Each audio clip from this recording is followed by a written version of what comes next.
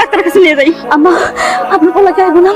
আমি অনেক ফোন দিছিলাম, কইলো আমার কি কইছে আপনার বলা শহরে নাই, অনেক জ্যাম, ঈদের ছুটিতে সব লোকজন গ্রামে বাড়ি যাইতেছে, তাই সরকার থেকে অনেক ডিউটি বাড়াই দিছে। বৌমা হইতে পারবো না।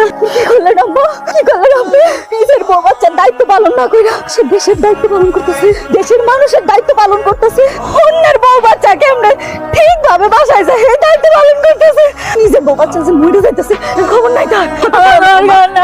মানব জীবন পড়াশোনা দরকার না, হাসপাতালে নিয়ে যাবো। বৌমা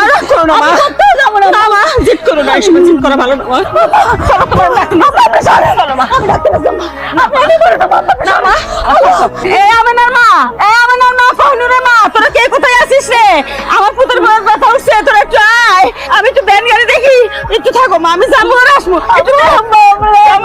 আসতেছি। হ্যালো মা, এখন কি অবস্থা? অবস্থা বেশি ভালো না বাজান, আমি ওরে ভর্তি করে যে নিচে ওষুধ আনতে আইছিলাম, তুই তাড়াতাড়ি চলে আয় বাজান।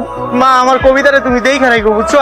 আমি দরখাস্ত দিছি ছুটির লেখা, কিন্তু কালকে তো ঈদ, সবাই বাড়িতে যাইতেছে, সেই জন্য ট্রাফিকের দায়িত্ব পালন করতেছি। মা, তুমি কিন্তু আমার কবিতাটা দেখে রাখো মা। কোনো চিন্তা করিস না, আমি সব দেখতেছি। তুই খালি আল্লাহকে দোয়া কর, সহি সালামত দুইজন দুইখানে জানি হয়, আর আমার জন্য দোয়া কর বাজান, বেশি বেশি করে।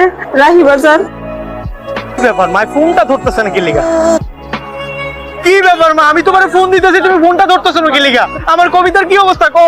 আরে ভাই জান না আপনি। মা, আমার কবিতার কি অবস্থা? মা, আমি তো ছুটি পাই নাই মা। আরে জান না রে ভাই, তো আমার কবিতার কি অবস্থা? আমার বাচ্চা কেমন আছে মা? তোরে আমি কেমনি কমো, আমি আমার জানা নাই বাজান, আমি তো রিক্তার হয়ে গেছে বাজান, কবিতা নাই। কি কইলাম মা? কবিতা নাই? বউ নাই।